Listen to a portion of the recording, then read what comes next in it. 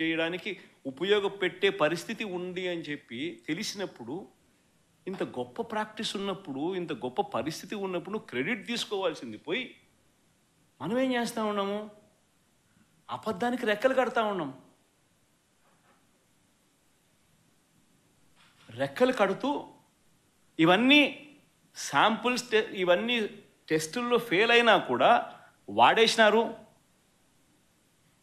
లడ్ల కింద తయారీ చేసేసినారు, ప్రజలకై భక్తులకై పంచిపెట్టినారు, భక్తులు అలాంటి లడ్లు తిన్నారు అనే ఒక ముఖ్యమంత్రి స్థానంలో ఉన్న వ్యక్తి టీటీడీ వెంకటేశ్వర స్వామి గుడిని అపవిత్రత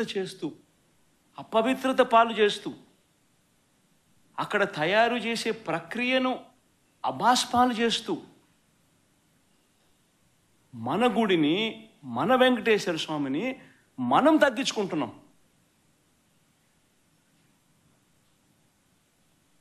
ఇంతకన్నా దారుణమైన పరిస్థితులు ఎప్పుడైనా రాష్ట్ర చరిత్రలో ఎక్కడైనా జరుగుతాయా? ప్రతి ఒక్కరు కూడా దీని గురించి ఆలోచన చేయాలని చెప్పి నేను అడుగుతా ఉన్నా.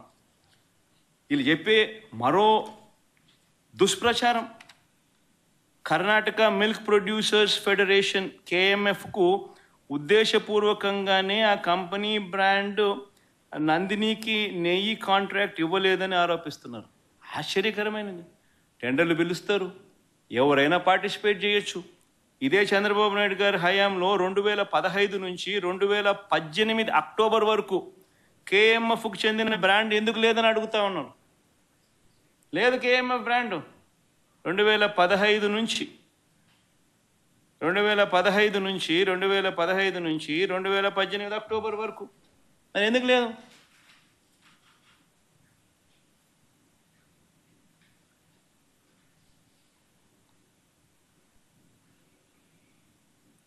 ఇంకొకటి ఆశ్చర్యకరమైన విషయం,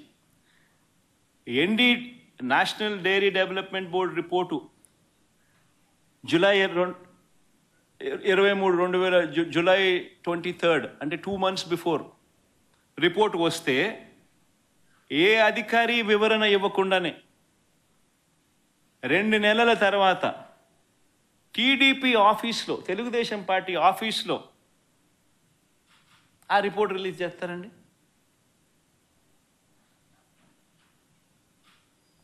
అది 100 రోజుల ఈయన పాలన మీద అడ్వర్టైజ్మెంట్ ఇచ్చిన రోజు.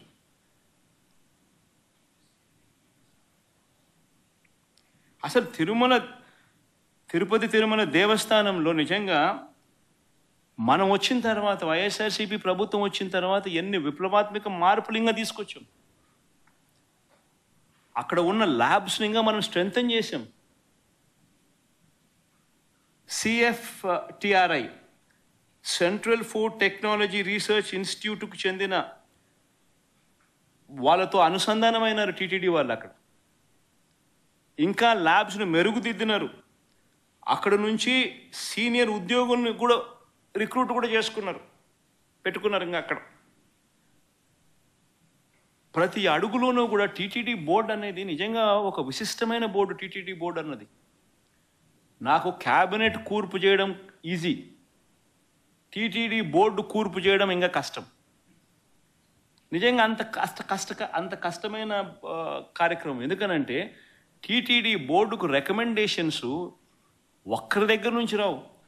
కేంద్ర మంత్రుల దగ్గర నుంచి చుట్టుపక్కల రాష్ట్రాల ముఖ్యమంత్రుల వరకు,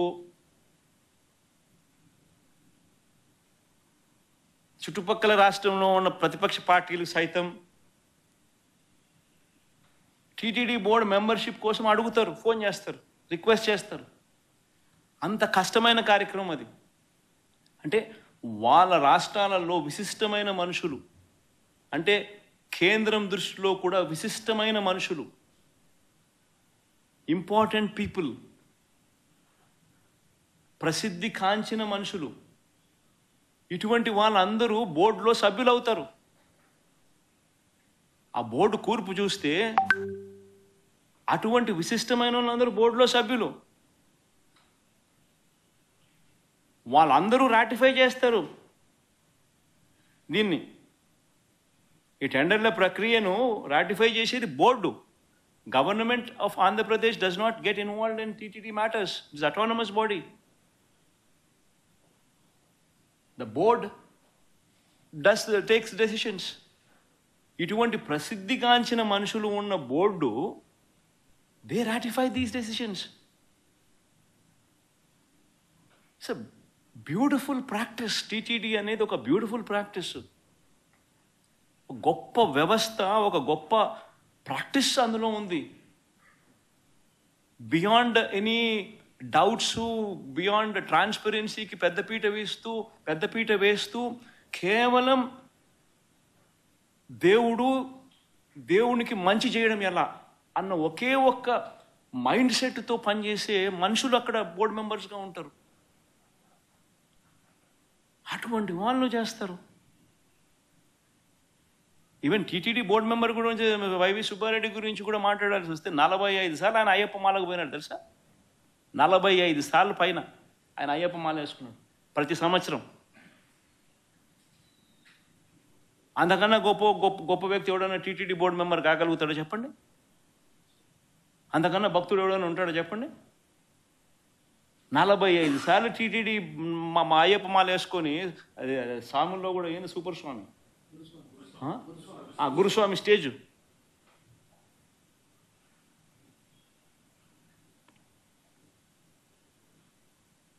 కరుణాకర్ రెడ్డి కూడా ఈక్వలీ రెప్యూటెడ్ మ్యాన్.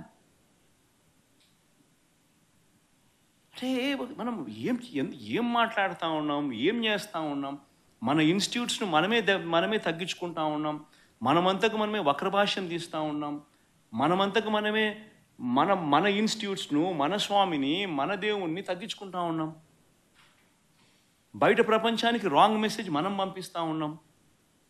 ఇంత గొప్ప ప్రాక్టీసెస్ ఉన్నాయనే దానికి చెప్పుకోలేక, ఉన్నది చెప్పుకోవడం ఇష్టం లేక, కేవలం బురదయ్యాలన్న ఆలోచనతో, దుర్బుద్ధితో మనం ఏం చేస్తూ ఉన్నాం?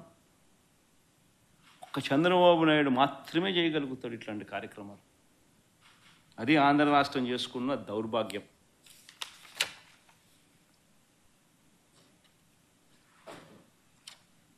నిజంగా టీటీడీలో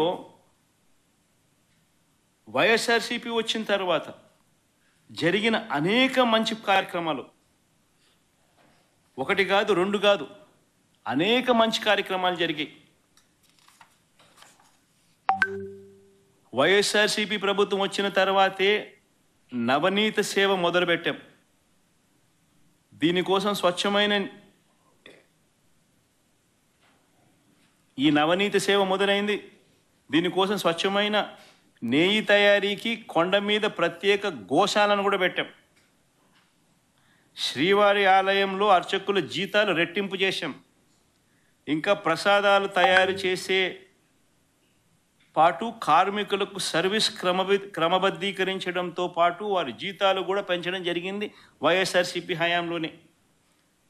చంద్రబాబు దేవాలయాలను కూల్చేస్తే దేశవ్యాప్తంగా జీర్ణ వ్యవస్థలో ఉన్న ఆలయాలను పునరుద్ధరణ కార్యక్రమం కూడా చేసింది వైఎస్ఆర్సీపీ హయాంలోనే.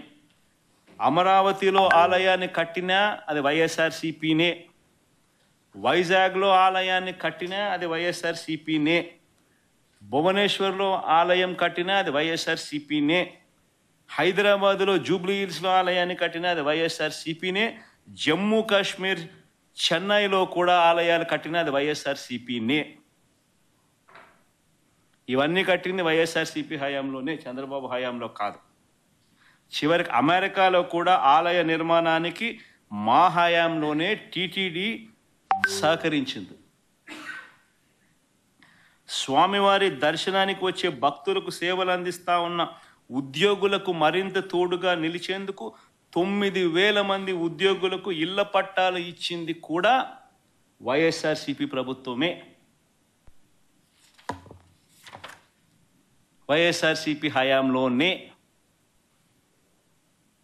చంద్రబాబు హయాంలో కనీసం 1 సెంటు కూడా ఆ టీటీడీలో పనిచేస్తూ ఉన్న ఎంప్లాయీస్ 1 సెంటు స్థలం అయిపోద్దు ఇవ్వడానికి ఆయనకు మనసు రాల.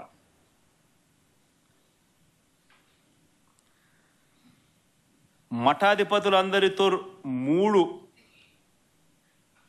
మతాధిపతులందరితో కూడా విద్వత్ సదస్సులు నిర్వహించింది కూడా మేమే. 3 సార్లు నిర్వహిస్తే, 2 సార్లు వైఎస్ఆర్ గారు నాన్నగారి హయాంలో నిర్వహిస్తే, ఒకసారి మన హయాంలో జరిగింది. ఇప్పుడు చంద్రబాబు నాయుడు హయాంలో ఇలా మఠాధిపతులతో విద్వత్ సదస్సులు నిర్వహించే కార్యక్రమం ఎప్పుడు జరగల. ఏ రకంగా చూసుకున్నా కూడా ఏదైనా మంచి జరిగింది అని అంటే అది జరిగింది వైఎస్ఆర్సీపీ ప్రభుత్వ హయాంలోనే అని చెప్పడానికి ఇవన్నీ కూడా ఎగ్జాంపుల్స్. ఇవన్నీ కూడా